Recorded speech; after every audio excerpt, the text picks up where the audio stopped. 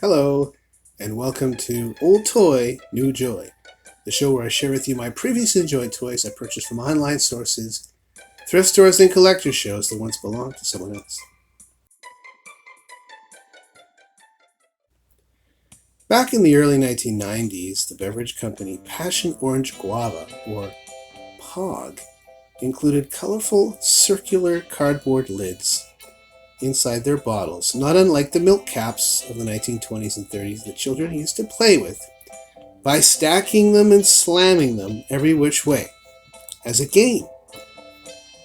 By 1994, several food companies were incorporating this rediscovered fad to help advertise their and other company brands. The most popular manufacturers were POG, Slammer Whammer, Flippo, Skycaps, and Tazo, and there's a few others, and kids would collect them and trade them.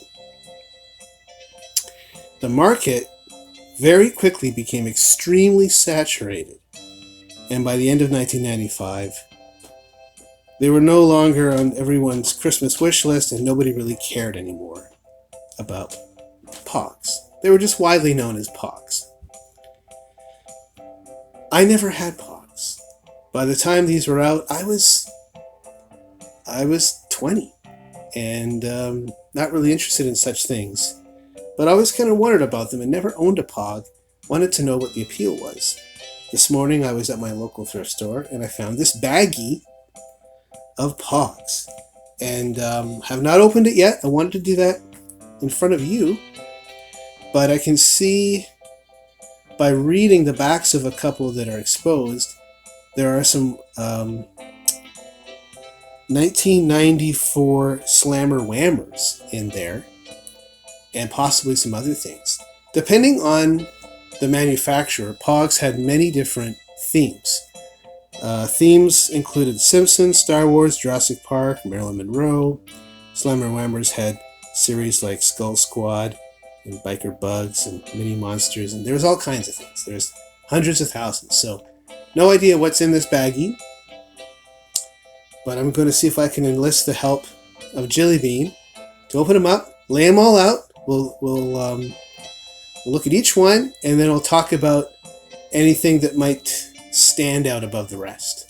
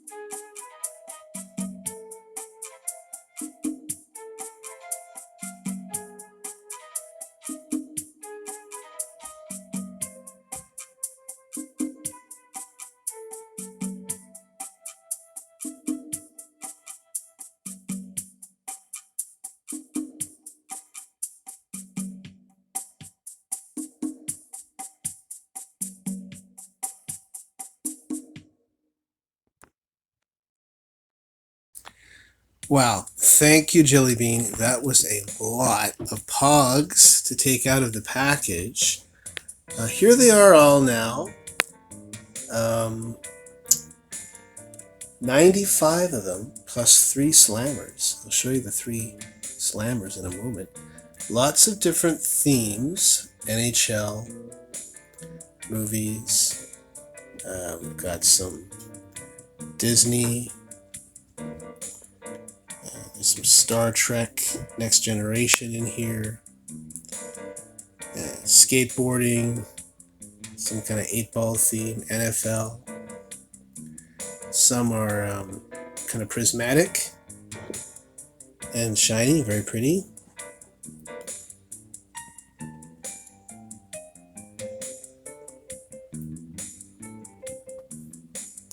And then here's our 3 slammers. These are thicker.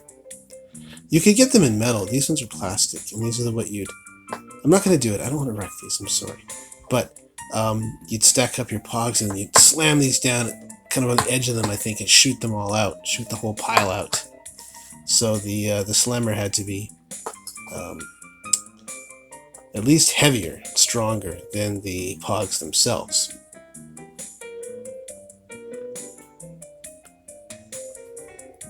Very cool. I like them. I like them a lot.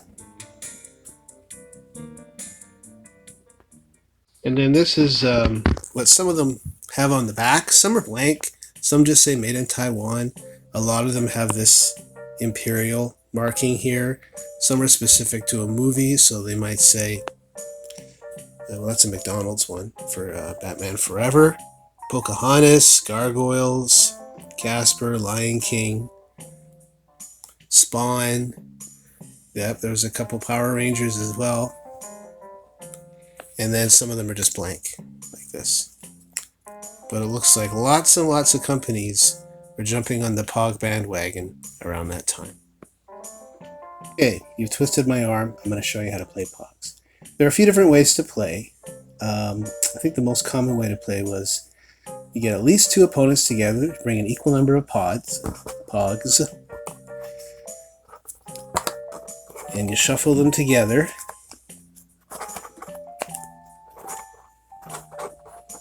And you turn your stack upside down. And each person takes turns with their slammer, slamming them down on the stack. And whatever Pogs turn over face up, if you're playing for keeps, you get to keep that Pog, whether it's yours or the opponent's. Keep in mind that in 1994-95, a lot of schools had to ban this game because kids were getting very upset about losing their Pogs. Same thing happened with Pokemon cards, and I remember as a kid, those little rubber muscle men, people were, it's almost like gambling with them and losing them and then regretting their decisions. It's better if the slammer is heavy and metal. This is plastic. I'm not sure how well this is going to work. Here we go. Okay, so 1 turned over. I would have kept that one. Again, heavier would have been better. So thank you for tuning in today and allowing me to share my newly found assortment of Pogs from 1994 and 95. If you liked the video, please like the video and we will keep them coming. I encourage you to visit other episodes of Old Toy New Joy, just in case there's something you might like. I talk about my collections of Hot Wheels and Mattel, Transformers,